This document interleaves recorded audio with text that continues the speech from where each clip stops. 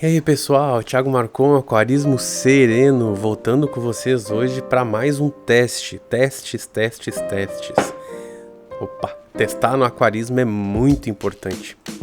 E eu gosto de testar tudo, até coisas que geralmente o povo não testa muito no Brasil e tem motivo, tudo bem, tem motivo. E é o caso do teste de cobre. Geralmente o pessoal não faz esse teste aí.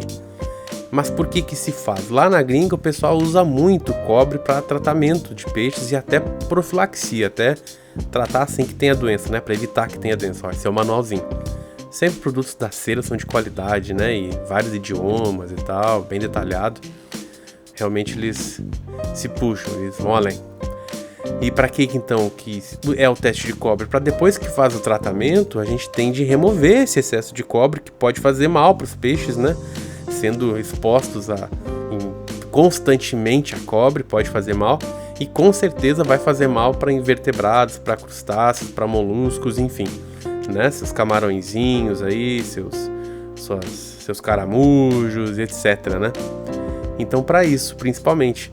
E em alguma medida, e aí é o meu caso, e aí é bem raro, em alguma medida também para algum equipamento que corroeu ali, que desgastou borracha, que vedava, ia começar a vazar cobre de alguma forma que tinha ali no produto, ou às vezes um aquecedor que estourou, né, algum parafuso que caiu, vocês não viram e começou a soltar cobre, tinha cobre, algum fio desencapado que começou a soltar cobre, coisas assim, entendeu?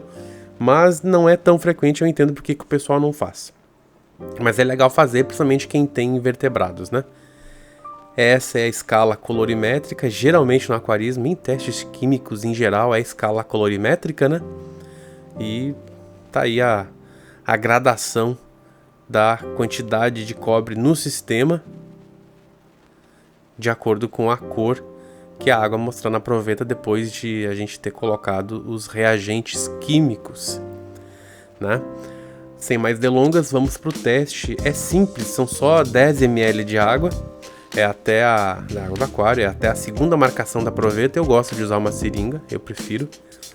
E são 7 gotas do primeiro reagente e 7 gotas do segundo reagente. A gente coloca 7 gotas do primeiro, agita um pouquinho, e coloca 7 gotas do segundo, agita um outro pouquinho. É sempre interessante a gente tentar descartar uma falsa gota, digamos assim. E a gente vê se, saiu uma já, sai rápido gota, né? Embora esse gotejador seja muito bom.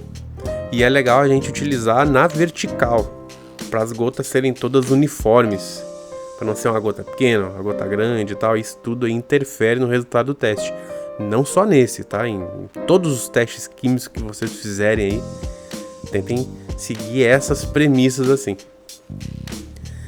A gente vai logo em seguida aguardar 5 minutinhos.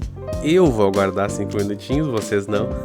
Vocês são privilegiados, porque eu obviamente acelerei o tempo de espera em 10 vezes e vocês vão aguardar apenas 30 segundinhos.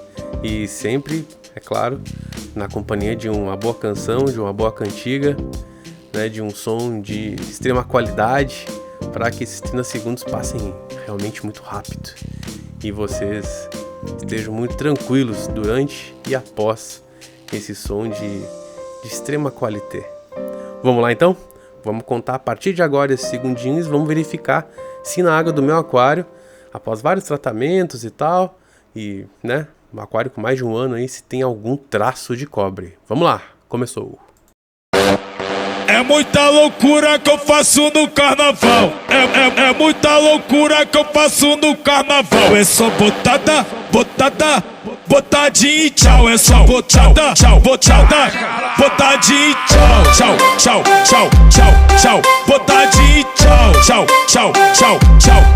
Botadinha e tchau. Botadinha e tchau. Botada. Voltando, música de classe, de nível, de gabarito, vemos que não houve modificação alguma na proveta, na água do teste. Eu já esperava por isso, que realmente eu não trato com produtos que sejam a base de cobre, às vezes, tipo como eu falei, o Lab com Ict, por exemplo, tem, alguns outros têm sulfato de cobre, mas não é a base. Acaba que sai na TPA, depleta no sistema mesmo, tem muitas plantas, por exemplo, né? E é isso, pessoal. Fiz o vídeo para quem tinha dúvidas sobre teste de cobre, para que servia, como fazia, se era bom. Espero ter respondido as dúvidas. Qualquer coisa, estou à disposição de vocês. Grande abraço e até o próximo vídeo.